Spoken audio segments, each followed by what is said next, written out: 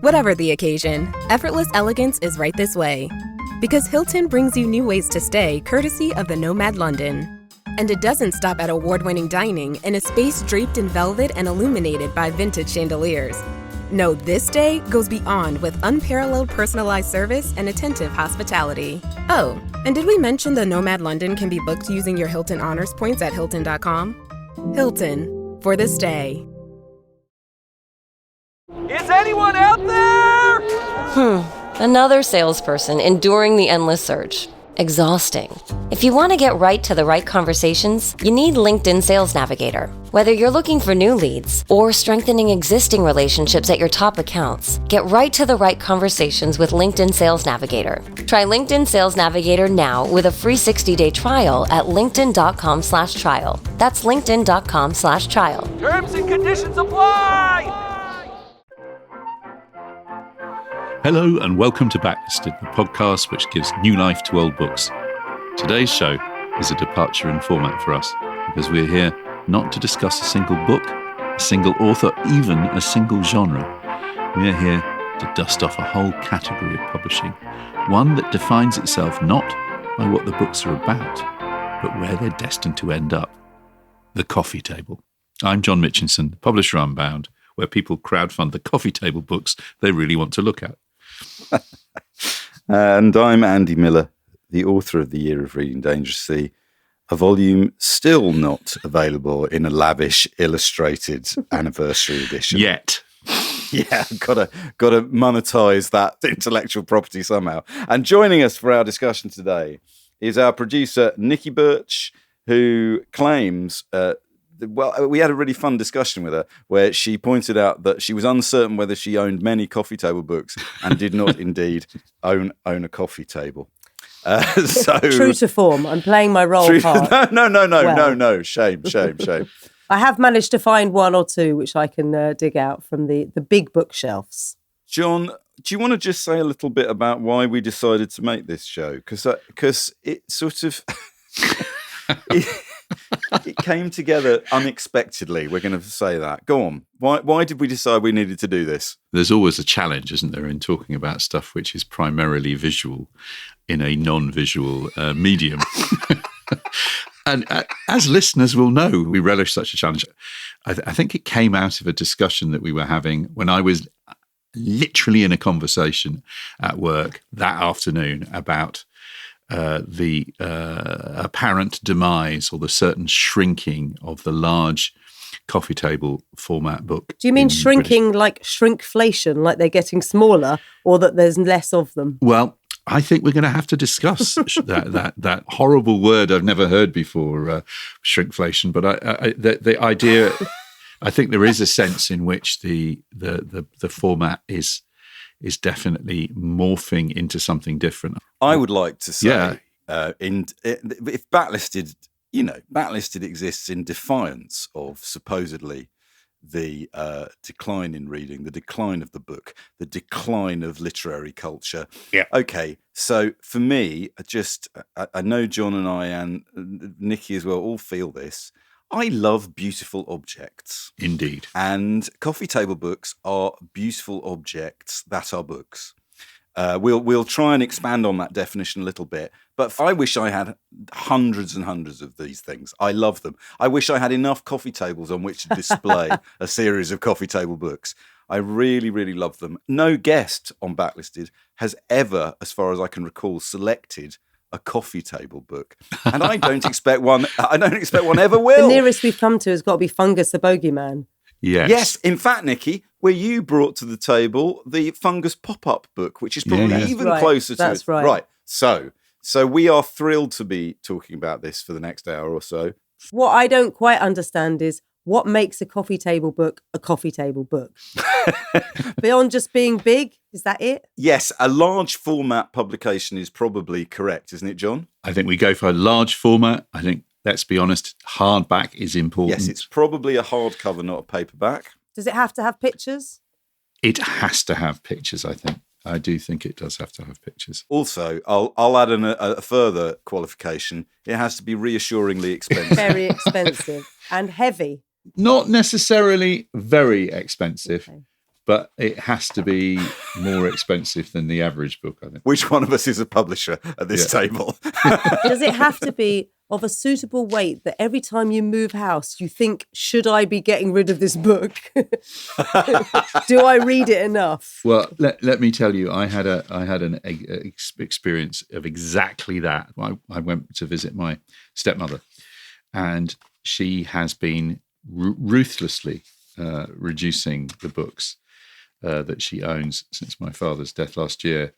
And while I thought I'd kind of got rid of the worst of it, there were 2 illustrated books, coffee table books, that she had decided they were too big and too heavy. And they were absolutely, they were enormously large format and enormously heavy, incredibly beautiful. One was a book on Venice and the other was a kind of a Uffizi gallery, the Art of Florence. They're going to be with me now For the rest of your life. forcing me to answer that question that you have just posed, Nicky.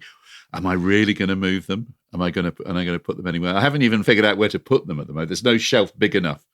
I was a child during the 1970s, and so my definition of a coffee table book is partly based on the 2 books I remember being in our house and every house that we visited for friends of my parents. What were they? Everyone seemed to own copies of Alistair Cook's America.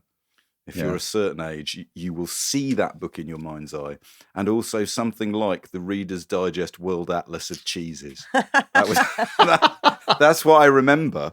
So, for instance, I would say a coffee table book is likely to be a large format illustrated reference book, right? Certainly a gift book, something that you might spend a bit more money on because it was a present or a special time of year. John, what other kinds of book might be published in a coffee table format? Great monographs by great photographers. I'm thinking of some of those amazing books, Irving Penn. Yeah. Don McCullen. Yeah. So art books in general, we would say. Art, fashion, architecture. And then in the 60s, you start to get illustrated cookbooks. Robert Carrier in particular, Great Dishes of the World, is a really important historical book in the development. Yes. The book that blows everything open wide is Paul Hamlin, great publisher, publishes Margaret Patton's Everyday Cookbook in Colour. And invents... In colour reproduction, very important. Yes, invents the kind of modern cookbook, which is now... I think cookbooks are no longer... People probably don't think of them as coffee table books anymore. But at the time, the idea of having something large format and colour with recipes in was pretty mind-blowing. I would suggest that the modern cookbook is indeed a coffee table book, which people need to feel could be used as an instruction manual if they could ever be bothered to do so. But until they do, it looks awfully nice on the kitchen shelf or indeed the coffee table. I'd like to give a couple more examples of what I think are coffee table books. I think there's a certain kind of deluxe children's hardback book. You know, fundamentally anything that's labelled a treasury, something that is nice to furnish. Books do furnish a room, as we said on a previous episode. Is nice to be in the nursery. Maybe not. Maybe your child doesn't have a coffee table yet, but if they did, it might have a beautiful Mother Goose upon it. It's more something that you give to your child in the hope they may be looking at it because it's beautiful, but in actual fact, they're probably not poring over the coffee table book, but you would have liked Nicky, them to. at the same time, to have that as a presence, in that Yes. we're going to the book as object Yes. with the coffee table book is terribly important. And I think you're right, because there's also the learning aspect, is that you give to your child the atlas, the earth and the air. You remember those ones? Oh, You know, yeah, amazing absolutely. books. And so you sort of say, here you go and learn from this, please. Okay, so, but there's one more category that I think is very important and kind of overlaps with books John has published, but also books that we are all interested in. It seems to me that the coffee table book is also the place that if there's a niche interest, and listeners, Welcome home. wait till we get onto the actual books we're going to talk about.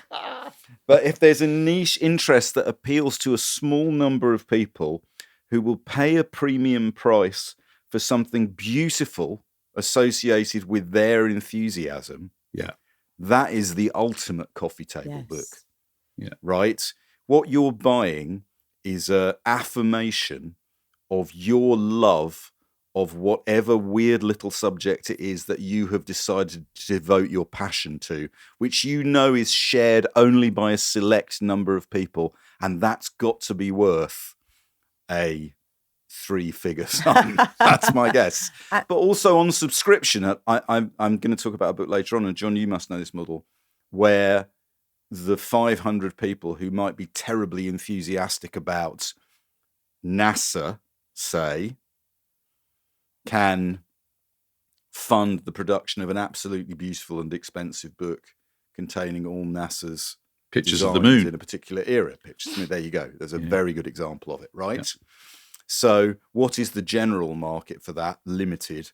What is the specialist market? Very, very enthusiastic. So that's what we're talking about. In a nutshell, it's large format illustrated books which speak of the enthusiasm and expertise of both their writers, their authors, and their readers. We've each picked some books, haven't we? We have.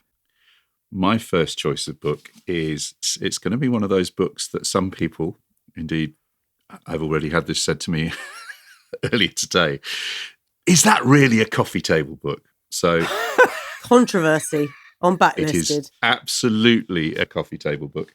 It is the Reader's Digest book of folklore, myths, and legends of Britain. I'm not going to do this every time, but this has got one of the most. I hate the word iconic, but this is you're going to both use the I word. This and is hold the book up, aren't genuinely you? Yeah. this book terrified a whole generation of people. I think if you want yes. if you want to ask about where the boom in folk horror comes from, this book came out in 1973. It is there are many things about this book. Okay, please give us the full title. I will give you the full author title. And publisher. There is no author. It is, because I'll tell you why in a moment. It's the Reader's Digest at their considerable early 70s best.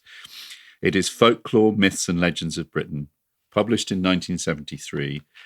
It's a massive 550-page book. It is divided into 3 parts. The first part is called The Law of Britain, Lore, Nice. with brilliant illustrated essays about the mysterious world of nature, life, love and work, gods, ghosts and witches. Part 2, which is the most of the book, is called The Romance of Britain, a regional guide, a gazetteer, A to Z, of Britain's folklore. And then part 3 is People of Myth, a gallery of heroes, saints and scoundrels. The thing that sets this book apart is the astonishing collection of contributors and artists, right? You've got Russell Ashe, Geoffrey Ashe, Catherine Briggs, the great folklorist. You've got people, if you're in the world of folklore, you will recognise Venetia Newell. You'll recognise a whole set of kind of people who wrote, both academics but also popular writers like Geoffrey Ashe. You've got astonishing illustrators like Charles Keeping and Robin Jake, and great photographers as well. The book opens with a brilliant, not only is it a brilliant essay about why folklore matters, there's actual ghost story in it about an academic who working at the British Museum who receives a couple of heads from a fort on Hadrian's Wall, carved Celtic heads, and then has nightmares, and her daughter is haunted with strange spectral kind of shapes. So you're immediate. This is a book that stimulates absolutely every possible sense. It's practical. Wow, it's astonishing. That's a blurb. It's a book that will never. It's a book that I will never forget. It's a book that I will never that I go back to regularly. I don't think anything that has ever been done has come close to it in terms of pulling material, visual and give us the title again, research. John. It's called Folklore, Myths and Legends of Britain, Reader's Digest. I would say everybody who follows Stone Club, everybody who follows Weird Walks, every Susan Cooper, every Alan Garner reader, anybody who's ever watched Blood on Satan's Claw, The Wicker Man. That's their Bible. This is the Bible, is it? It is kind of the text. Right. Can you tell why we wanted to make this show? Can you feel the energy in the room rising immediately? It's immaculately designed. It's brilliantly written. As I say, it's kind of practically useful. Okay.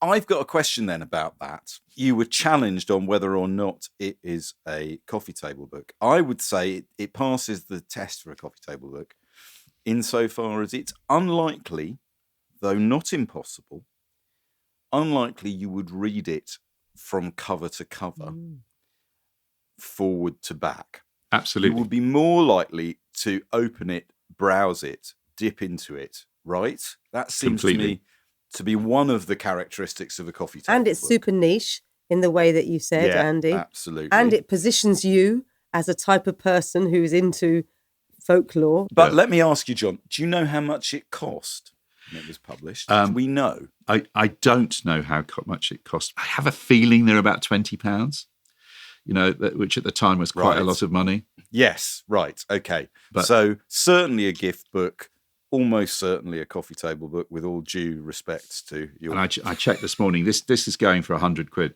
now. Woo! Is it? Yeah. Wow. I mean, and the rest. I mean, you money. can pay if you want a first edition. All right. Andy, have you got one? So John has offered us a profane coffee table book, and it's up to me, therefore, in the interest of balance, to provide a sacred one. Oh, nice. Oh, beautiful. I have a copy here of a book that was published in 1963 by the photographer Henk Snoek and text by the architect Sir Basil Spence, and it's called Out of the Ashes, A Progress in Pictures Through Coventry Cathedral. And the copy that I have here, the price has been cut out. It was given as a gift, so I can't tell you what it cost. Apologies.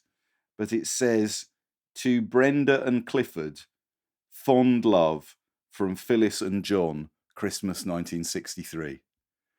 So 60 years ago, this was given as a Christmas present, published presumably because of, this is a strange thing to say, Coventry Cathedral mania, which was a thing in the early 1960s. Coventry Cathedral, for our listeners at home and abroad who aren't aware, was the first cathedral to be consecrated and built in the wake of the Second World War. And in Coventry, because Coventry suffered terrible bombing by the Nazis. And so the idea of building something which was a temple to both hope and Christianity and the best of British 20th century design was the motivation for creating Coventry Cathedral. And the opening ceremony in the early 1960s was a major event. Basil Spence published a book about building the cathedral called Phoenix in Coventry, and clearly that was enough of a success that they then published this book of photographs and his handwritten notes on what each part of the cathedral means.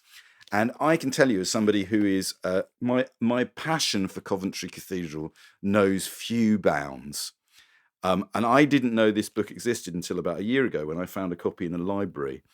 It is, again, the photographs are beautiful. It's a large format hardback, but what it offers you in an era when such things were not possible, when even travel was more challenging, is the opportunity to travel through the cathedral, through its artworks, through its purpose, through its beauty, with the man who conceived it, built it, and had written about it. And I believe that this book, Out of the Ashes, was a bestseller. Amazing.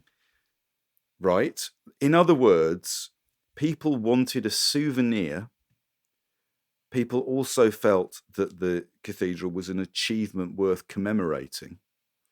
And that meant there was a market and an audience, which me, Andy Miller, at 60 years distance, feels almost humble with gratitude about how important and beautiful this book is.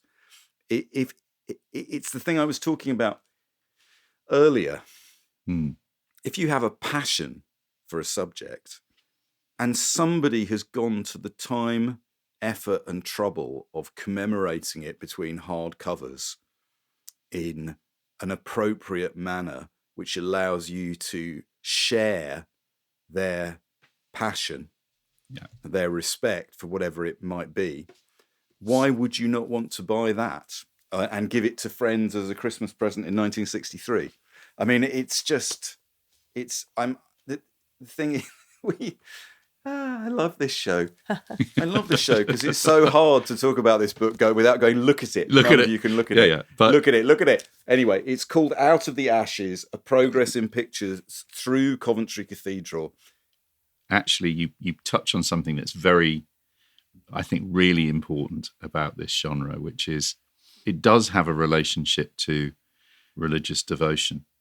And the word iconic in its proper meaning, which is this idea that we, if we see a film of Coventry Cathedral, we consume that in time, we watch it, and then it goes away again. If we go to Coventry Cathedral, we fill ourselves up with memory, we fill ourselves up with sensual recollection, we witness that. The ability to, in, as it were, the comfort of our own homes, to revisit and to explore and to go back and to deepen and enrich that experience. That is something the coffee table book, much maligned by some people, and I'll go on to why when I in a moment. Yeah, that's something that they seem to be able to do uniquely. They're doing something very different from other books. I have an example of that. We've discussed on our Patreon-funded sister show, Backlisted, we discussed a few years back the fabulous Peter Jackson film Get Back series, correct? Right? We did. And then, lo and behold, that Christmas, I get a present from one Andy Miller of Get Back, the coffee table book, right? True. That guy. And no, but it does just that, because then I can look at it and be reminded about what amazing, this amazing TV series, as well as everything that happened, in the making of Get Back. But I do think you're right. It's making you remember a thing that you really enjoyed, and you can sort of flick through it and enjoy it without having to fully engage in it, right? John used the word iconic in its true sense, and I used the word souvenir in its true sense. Yes, from the French to remember. It's a place.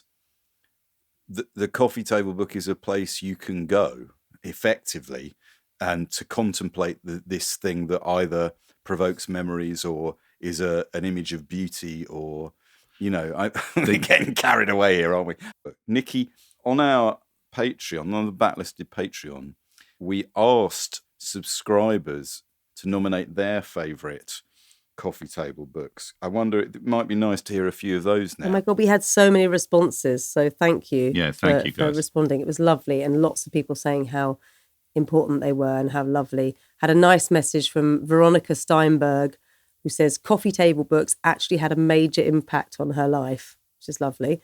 My grandmother, she says, always had big art books on her coffee table, and we would look at them together while having tea.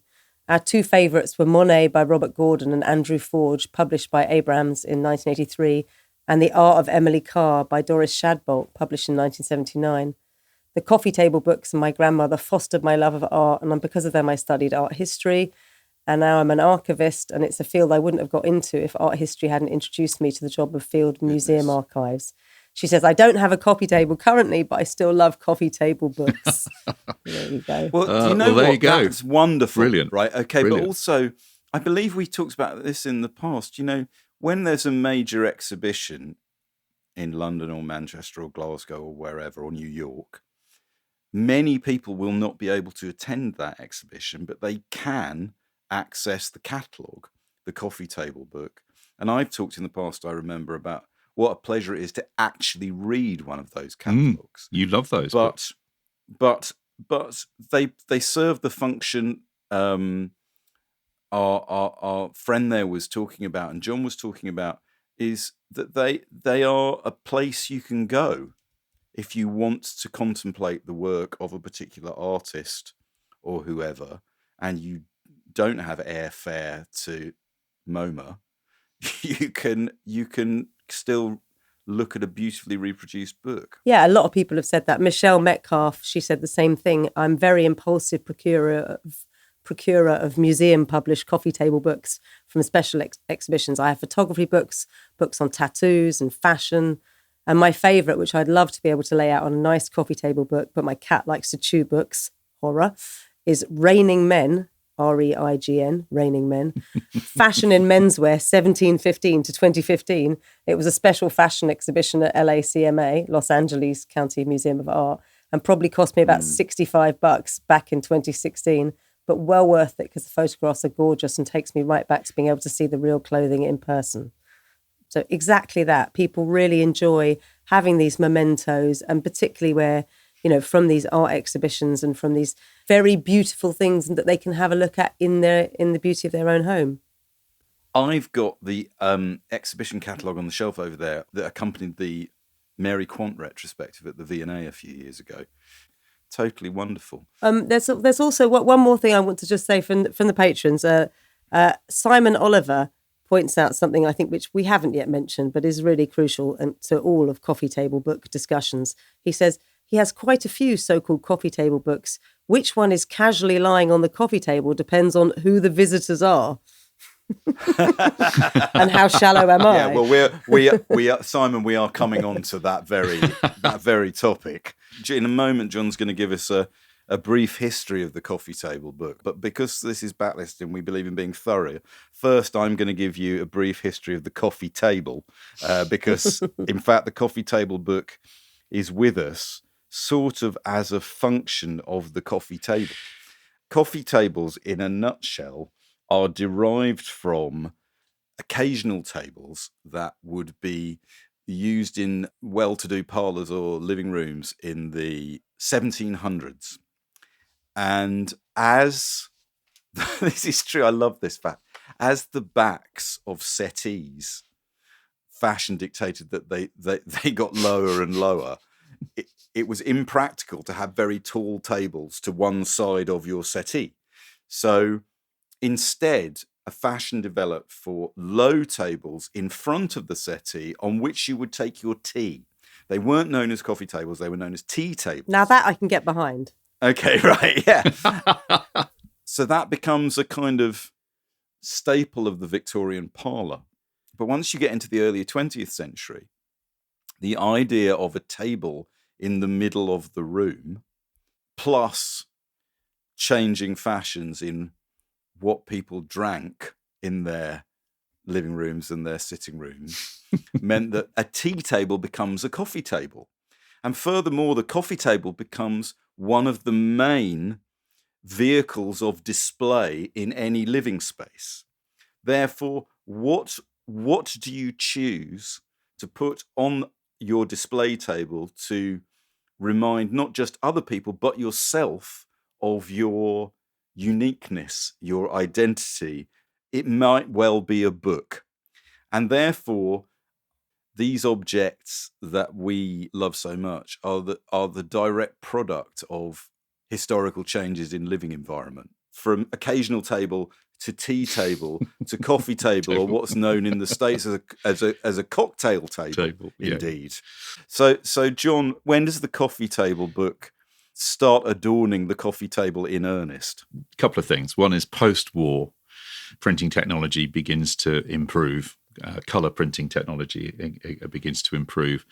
And there are some pioneers, Albert Schira in Switzerland, Harry Abrams in America. There are some great French publishers, Edition Masneau, Edition Tisney. And those tend to be reproductions of art and photography. And they're beginning to produce them in large folio editions, tipped in colour plates. So tipped in is where you print a print and then you actually stick it into the book. Yeah. But it's really in the 60s that things start to really get jazzed up. In the early 60s, a visionary guy called David Brower is running a thing called the Sierra Club, which is an environmental kind of what we would now call it, almost like an NGO, an organization that's pressing for environmental change. And he comes up with the idea of large format books that combine amazing nature photography. And one of his first books is a book called The American Earth, with photographs by Ansel Adams, text by Nancy Newhall, published in 1960. He calls the series the Exhibit Format Series. And it not only does it become massively successful very quickly, it does something that he thinks that other books couldn't quite do. So a couple of things that he says. They were big books, they were heavy, they were expensive.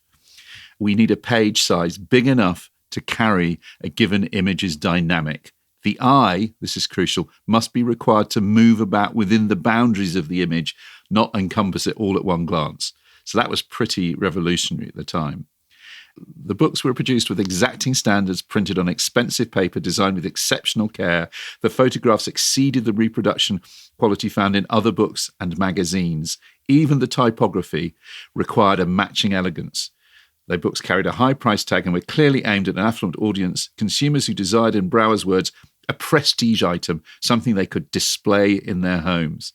So beautiful. He basically said, that's what we need in the age of conformity. Yeah. We're going to market the reality of wilderness, captured by the camera, presented in the elegant style of a coffee table book. That was his great vision. Okay, beautiful, beautiful. Listen, we're going to take a quick break now, but when we come back, you know, coffee table books are published on all manner of subjects, all artists and nature, photography, architecture. But when we come back, we're going to hear a clip which will perhaps instruct us as to the ultimate coffee table book. See you in a moment. The new McCrispy Strip is here. Dip approved by ketchup, tangy barbecue, honey mustard, Sprite, McFlurry, Big Mac sauce, double dipped in buffalo and ranch, more ranch, and creamy chili McCrispy Strip Dip. Now at McDonald's. Ba-da-ba-ba-ba. Ryan Reynolds here from Mint Mobile with a message for everyone paying big wireless way too much. Please, for the love of everything good in this world, stop. With Mint, you can get premium wireless for just $15 a month. Of course, if you enjoy overpaying, no judgments, but that's weird. Okay, one judgment. Anyway, give it a try at mintmobile.com/switch. Upfront payment of $45 for 3-month plan, equivalent to $15 per month required. Intro rate first 3 months only. Then full price plan options available. Taxes and fees extra. See full terms at mintmobile.com. Welcome back. The ultimate coffee table book, as recommended by a number of our patrons, has to be one created by Kramer. From Seinfeld? Yeah. Okay, go on. Can I bring out our next guest now? Please. Young guy's got a new book coming out, and it's about, and this is the best part. I love It's a coffee table book about coffee tables. Yeah. Is that clever? I think that is so Great.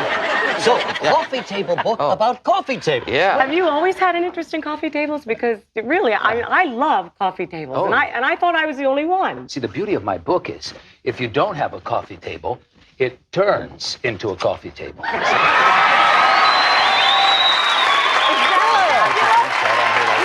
this. Is that fabulous? And what you can't see in that clip is that the legs come out at the bottom of the book to become a coffee table. Excellent. Lovely to hear this episode being parodied 30 years ago as well. That's good. Thanks everyone on the Patreon who suggested that. Such a good call. So why don't we talk a bit about our second choice of book? Nicky, you're bringing something exotic to the table, to the coffee table. To the coffee table. What have you got? Yeah, well, I've got a book published in 1976 called Assassination in Our Time by Sandy Lesberg. And I thought you'd like this. It's a book. I'll read the blurb, I think. Oh, nice. Some of the blurb. It's quite long. For the first time in one authoritative volume, here is a definitive textual and pictorial study of the major assassinations of the 20th century. the untimely deaths of these 20 historical men, let's just add that in for my own usage there, these 20 historical figures literally changed the course of history, if not of the world, then certainly within their own realms of influence. A lively and stimulating text, together with over 300 photographs, offer a unique and telling insight into the life and times of these individuals, the dramatic events of their actual assassination, and the assassins who, acting alone or in conspiracy, would dare to effect political change through violence. Merry Christmas. Merry Christmas, right? Sandy Lesberg has got together, right? This is everyone from, I mean, you could probably guess, but it's got Archduke Francis Ferdinand, it's got Malcolm X, it's got Kennedy, it's got Martin Luther King, it's got Trotsky, it's got King Alexander I of Yugoslavia, it's got His Majesty Faisal bin Abdulaziz, right? Yeah. It's got Che Guevara. But what it's crucially got is lots of pictures of them alive and then dead, you know, so it's like no holds barred. Goodness me. Yeah, a lot of dead bodies, but not the sort of you don't get the sort of the moment they've been assassinated, but you do get body shots. And in each at the beginning of each, they have a picture of the person, you know. For example, I'm going to give you one of Patrice Lumumba. There's a picture of Patrice Lumumba, and it has born July the 2nd, 1925, Kasai Province, Belgian Congo. Then it says died January the 17th, etc. And it says what he's famous for. And then it has the assassins, his name of his assassins. And, or in these cases, they were never apprehended and who they were. So each one is like, the assassin story is part of the text and the pictures. So you see Lee Harvey Oswald. So you see, you know what I mean? So it's not just about the person who was killed. It's about their life and then the person who killed them. John's talked about folklore and he has a huge passion for folklore. I've talked about Coventry Cathedral. I'm fascinated with the history of Coventry Cathedral. Nicky, how come you own a copy of a book about assassinations? Well, I have to say, this is my husband's book. I don't have a coffee table, remember, but I've seen this on our shelf for 20 years, 24 Never years. looked at it. And no, I have looked at it. And I just thought this is a really great one to bring to it. But I wanted to find out a little bit more about the author, Sandy Lesberg, right? He has published like 20 coffee table books. He's done, this is tons and tons of them, often right? happens. He's done the canals of Amsterdam, 17th century art, etc. But also he's done one called The Coffee Houses, Palaces of Vienna. There you go. You know. Oh, this guy is what's he called? Sandy Lesberg.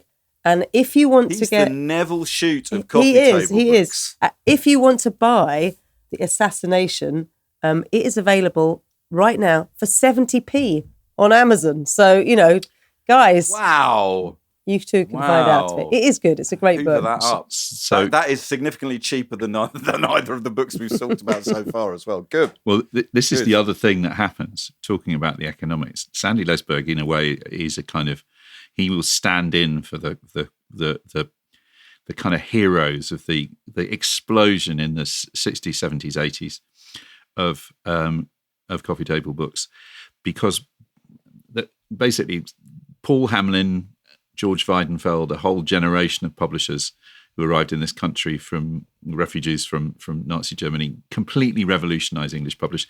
I think it's George Weidenfeld who more or less founds the Frankfurt Book Fair after the war. What publishers realized was that you could produce books, because they were visual, that you could sell in every market in the world. I see. Okay. So what you were able to do, and it's called co-edition. You basically have minimal text. It's called a black plate change. You make sure that text is printed in black, so there's no design.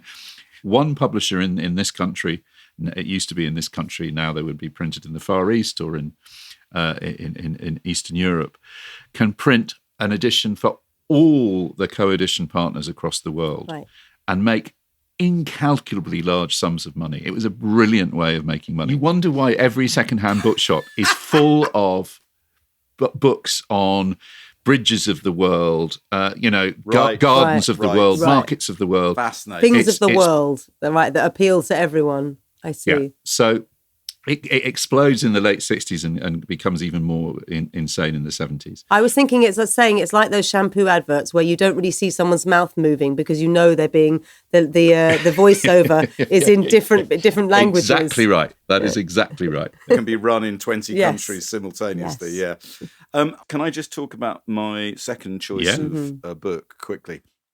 So back on episode 112 of Backlisted, when we were still doing our What We've Been Reading This Week, a feature which you can now find on Locklisted rather than in the main show, I talked about a book that I loved then and absolutely love now called John Piper's Brighton Aquatints.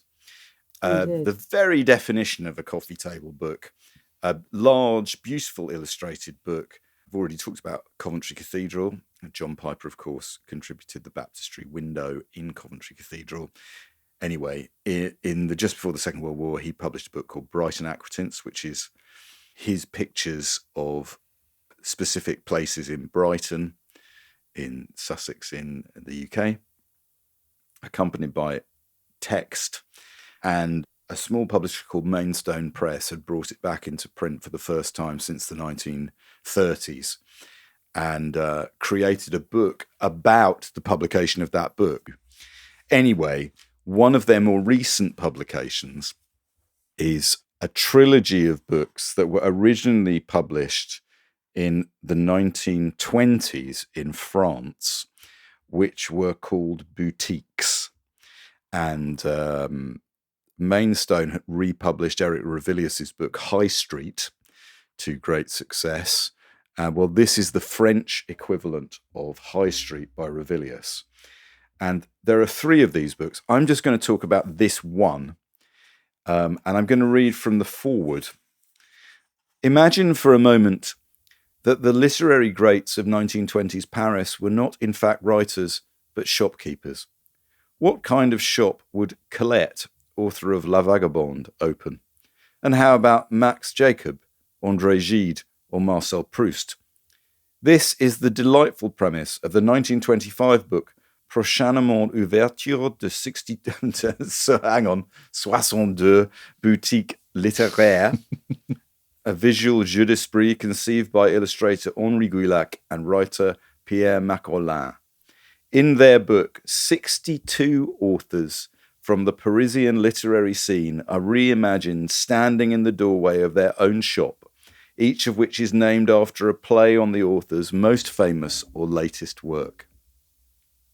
Now, I was going to refer to this as a republication, but it isn't, because it's taken 100 years for it to appear in an English edition. So the preface to this is translated into English by our friend Sean Whiteside from the original edition, and Maidstone commissioned an essay from the writer Lauren Elkin, author of Flaneurs, to accompany it as well. The illustrations are indescribably beautiful. The text is terribly witty. You're buying something that signals your commitment to literature and design and book production and art. If I went round somebody's house and they had a copy of Boutique Littéraire sitting on the table, I would marry them, obviously. But this is still in print. It's an expensive book, I'm not going to lie, but it's so beautiful and so in tune with the sensibilities and enthusiasms of a particular sort of person that when you buy it, you feel you are joining a member of a fairly select club of fellow enthusiasts. And I love that Maidstone and presses like Maidstone have the opportunity to produce deluxe editions of these special books. What a wonderful thing. You know, if you go to the beach, you'll take a paperback by Colleen Hoover and it's unlikely to be admired. But not all books have to do the same thing. This is the wonderful thing about it, right? Absolutely. We can, at the same time, we can not go to the beach and we can stay at home and we can read a book about imaginary French literary bookshops. It's signalling of the most Signalling, subtle, yes. of the most subtle and beautiful kind. Signalling. Going back to the signalling, what book you put out on your coffee table, Andy, let's just say you're in Liverpool. Let's just say Paul McCartney is popping round for dinner. What book do you put on your coffee table out of interest? I put all three of mine, Nicky. Or Next question. The coffee table version. Yeah, okay. That is very sensible. Just in desperation, I just sprinkle them across the table. And John, I suppose... I don't know. That's a very good question. Well, what it wouldn't be is the Beatles anthology. No, although maybe it should be, John. What do you think? Well, I don't John, know. of course, we talked about this before. John published the Beatles anthology. Yeah. When I come on to my second choice, that's words and pictures have always worked together. So my second book is a book which, more than any other book I know, if I ever feel jaded, tired, depressed about the industry that I'm in, about looking at books, I go to it. It's one of the books I give to people more regularly than any other. And in fact, I'm in a current period where I don't have a copy of it. I think I must have bought this book 15 times over the last 20 years. It's a book called The Art of Looking Sideways by Alan Fletcher. Alan Fletcher was one of the great designers, one of the founders of Pentagram, brilliant design. And he became also art director of Phaidon Books, truly brilliant publisher. This book it's 72 chapters of him thinking about looking, about the relationship between text. There are quotes, there are optical illusions, there are scrawled notebooks, there are photographs of things he's found on the street, there are alphabets made out of pretzels. It's like being inside the mind, somebody's creative mind. People wonder what one of the deep kind of sources of what we were trying to do with QI was. That book with John Lloyd and I, it was a mutual favourite. It's called The Art of Looking Sideways, published by Phaidon. So Phaidon is the publisher not just of more orthodox art books, but the books that can be considered art in their own right. I don't think these really qualify as coffee table books because they're too small. But in the late 90s, Martin Parr published 3 volumes called Boring Postcards. Classic. Which are art books of postcards of very banal subjects. There's a USA volume and a Germany volume. It's a wonderful, wonderful book. Okay, so guys, what does a coffee table book give us? Why do we love them all so much? Why do you think they're so special? Okay, my theory is this. Inspired by our recent episode on Michael Powell. Michael Powell said that he believed film was the place that all different genres of art could find a home and be expressed as a synthesis on screen for the enjoyment of the public. And I feel the same is true of the coffee table book. The coffee table book is the place where different expertises in design, production, authorship, representation come together. They are the equivalent of their film, the Powell and Pressburger's film, The Red Shoes. Indeed, last Christmas there was a coffee table book published about the films of Powell and Pressburger. It seems to me that that's the beauty. I use the word correctly. That's the beauty of a coffee table book. It is a space that can accommodate all different types of literary and artistic expertise. In my head, a coffee table book is the ultimate expression of the book. The flowing together of word and image. If you get that right, there's a famous quote by Montaigne where he's horrified at the thought that somebody is just going to use his book to thumb through while staring out of a window.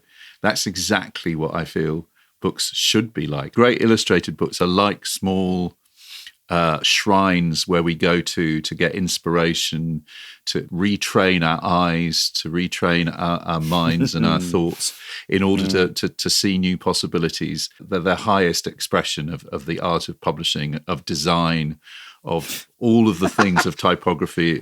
I'm growing embarrassed by the use of the term coffee table book as we continue this discussion. It seems almost pathetic. It is pathetic, and I think I don't think it's a term that actually other cultures have.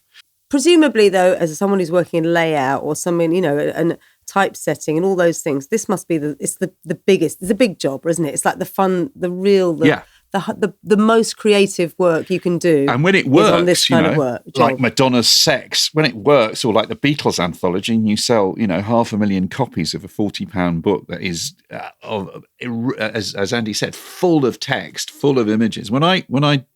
I've told this story before, but when I sat in that room at the Frankfurt Book Fair, going through the page proofs of the Beatles anthology, I cried because it seemed to me that I was in the presence of something that was of the Beatles, absolutely, but brilliant, great design, also, amazing text, and amazing story. You mentioned Madonna's Sex book. I did a media studies A level and had to do that. Was one of the texts of our media studies A level was the coffee table book, was it? And I had to write my exam essay on that book.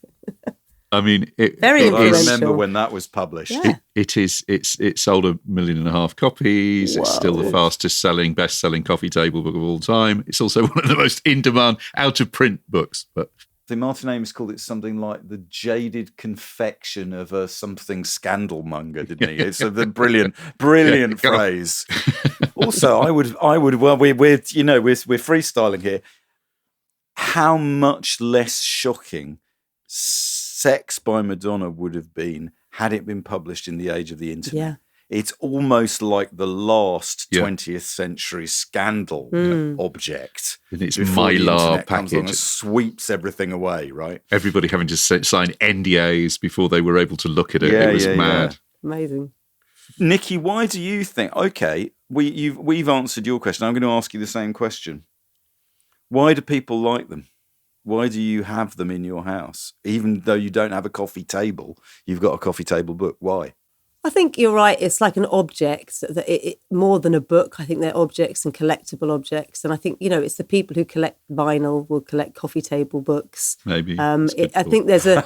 Guilty as charged. And I don't think, it's people who, will like to have objects in their house that are beautiful. And I think we've all got coffee table books, those of us who have them, that we haven't opened for a long time. But they are sitting there going, we know this is good. We know this is great, but one day we'll look at it again. And that's the thing, isn't it? One day we'll come back to this and enjoy its beauty. I've got my final example is exactly that. I would like to stress to listeners that all the coffee table books discussed in this episode were actually bought for money by us, right? We weren't sent bungs on any of these. I bought this book a month ago. It's called Labyrinth, and it's by a man called Richard Morton Jack, who is the author of the recent excellent biography of Nick Drake. But Labyrinth is a whole other thing. It is an enormous and extremely heavy book about British jazz LPs from 1960 to 1975. I love that niche.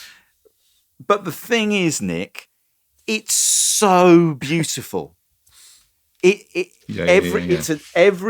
300 pages. It costs between £60 and £70. Cheaper, may I say, than many of the LPs described within it. It reproduces the front and back covers of a series of British jazz LPs, plus the labels on the records themselves, plus a description of each LP, plus reviews from the time. So they saw you coming. All the elements of coffee table books that we've discussed in this episode, for me, in terms of just me, Andy Miller, and my personal enthusiasms, come together in that book. It's probably going to sell a few hundred copies, but I'm so grateful just take my money, as the phrase goes. I'm so grateful that somebody cared enough about the subject to write it, produce it, manufacture it, and make it available to me. It is beautiful. And it makes me feel pleased to be in my own home.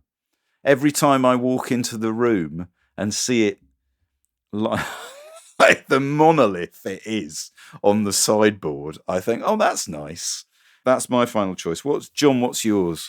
Well, I'm pulling all my themes together. I'm going to choose Letters of Note, which is possibly fantastic book. Possibly the book that kind of more perfectly expresses my view of what an illustrated book can do that nothing else can do. So Unbound's been going for about 2 weeks. Get a call from Sean Usher. I already follow his amazing blog called Letters of Note. I go up to Manchester to see him, and he said, quite a few publishers have been on to me saying, maybe you should do letters of love letters or letters between fathers and sons. And so I said, no, what we're going to do is, I said, imagine a massive kind of gallery, the Saatchi Gallery in London, and on the wall you have all of these incredible letters written from different times of history. It's the most incredible exhibition. You laugh when you read kind of Bill Hicks. You cry when you read about the Rosenbergs being executed and their letters to their children. You're astonished by the letter from an escaped slave to his former master. You're kind of horrified when you read Elvis writing to Nixon, suggesting he should give him a badge and become a CIA agent. And you come out, you reel out the letter of Mary Queen of Scots. You reel out the Queen sending a drop scone recipe to Eisenhower. You reel out of the end of it. And what you want to then do is to go home and to properly unpack this rich human experience that you've been through. So you go and you buy a £30 exhibition catalogue at the end of it, and you take it home like Andy Miller, and you put it on your coffee table and you pick it up and you read it. Yeah, okay. And that's and he said, that sounds great. So I got one of the great book designers of all time, Kaz Hildebrand, to design it. She designed all of Nigella's books. We did a great deal to publish it in the trade with Canongate. And it was a top 10 bestseller, sold, I think, 200,000 copies. Wow. But it absolutely strikes me as the epitome of a book that you would have lying there on your table and you could pick up and just dip into and find something glorious, right? And the thing is, the thing is what people think, internet book, let's do it cheap and cheerful and make it a paperback. But actually what Sean was doing was, it's an overused word now, but he was curating an exhibition. All I did was provide him with an exhibition catalogue. Nicky, do we have any other coffee table book? I've just got one which I really want to mention because it describes the niches, and we're all talking about our own niches, and I don't think assassinations are my niche, but perhaps this one might be. This is the Clarks, as in the shoe, Clarks in Jamaica, which is a great book. Wow. About that is a fantastic book that I actually bought and went to the sort of opening. What's it called? Clarks, like the shoe. Clarks in Jamaica. Clarks in Jamaica. Yeah, written and designed by Al Fingers, and it's basically photographs of Jamaican musicians all wearing Clarks shoes and their love for Clarks. It's a fantastic book. Birchos, you have brought that is that's perfect. Magnificent. That is perfect. That is perfect. Is that in print? It is in print. Still? Yeah, it's by One Love Books. You can buy it. Yeah. Amazing. And how much is it? It's about £30 or $45, but it's published in 2012. It's a great book. God, you know, I love this thing. This is all part of it. Yeah. A niche interest. It only takes now a few hundred people. Or, I mean, this may be many more, I don't know. But, like, I noticed that Titan Books are publishing a series of hardback illustrated books about, for instance, particular cult films. So they published a book about Withnell and I, and they published a tremendous book about The Wicker Man. There's an incredible book about the film of The Shining, which was done as a crowdfunding model where you could order different levels of It was printed as the manuscript, the all work and no play makes Jack a dull boy manuscript. I mean, it's just so, John. Given that publishers have flexibility, and digital publishing means there's flexibility that there wasn't 20, 30 years ago. Why are there reports of the coffee table book being endangered? I think it's just that the soggy middle has collapsed. I think people aren't going into bookshops and buying £30 books in the way that perhaps they did. Small independent publishers are continuing, particularly the ones that are using subscription or crowdfunding to Letters of Note saved Unbound. It was a massive injection of cash when we needed it. The book trade now is a much tougher place to go out with a £30-35 large format book. We did really well with the Douglas Adams book we did before Christmas. Number one bestseller. It sold through well, but those are rare now. I don't think there are many books, if you look at the Nielsen, that are doing that. All of the things that we've said about coffee table books are still valid. I just think that people are finding different ways of doing it. Like this incredibly clever man, Stephen Elcock, who curates a load of really, really cool images on Instagram and then turns them into these beautiful but quite nicely priced mini coffee table books. Espresso books. Yeah. Hoxton Mini Press do some incredible fantastic books. Yeah. Like Hoxton Mini Press, as you said, it's the niche that survives. You have a friend who likes outdoor swimming, you give them a book on the Lido, right? And that's what you do. It's those tiny niches that we satisfy through coffee table books. Well, also, like our former guest Jason Hazley says, the successful podcasts are often niche, but they go deep. Yeah. And in a sense, a coffee table book does that, doesn't it? It explores in depth a subject which might superficially seem of interest to a few hundred people only. Anyway, our message to the consumer is coffee table books, use them or lose them. So, John, take us out. I'm afraid that's when we got to leave it. We must put the large teetering pile of expensive, large format, visually rich, and more important than they look CTBs back onto back onto the virtual backlisted coffee table. Until next time. If you would like show notes with clips, links, and suggestions for further reading for this show, including all the very expensive books we've mentioned on today, and the 206 shows that we've already recorded, please visit our website at backlisted.fm. If you would like to buy the books discussed on this or any of our other shows, visit our shop at bookshop.org and choose Backlisted as your bookshop. And we're still keen to hear from you on Twitter, Facebook, Instagram, Blue Sky, and especially on Patreon. John, how can our listeners bombard us with their choices of coffee table books? Listen early and ad-free to our Patreon, which is www.patreon.com/backlisted. Your subscription brings other benefits. If you subscribe at the lot list 11 for a monthly fee that's a fraction of the cost of the cheapest coffee table book, you'll get not one but two extra exclusive podcasts every month. That's funny. Lot Listed features the three of us talking and recommending the books, films and music we've enjoyed in the previous fortnight. For those of you who enjoyed our What Have You Been Reading slot, that's where you now find it. It's an hour of tunes, musings, superior book chat. Plus, lot listeners get their names read out, accompanied by lashings of praise like this. Eleanor Neal, thank you. Tanya Spooner, thank you. JB Points, thank you. Gemma Leithwood, thank you. Dan Jenkins, thank you.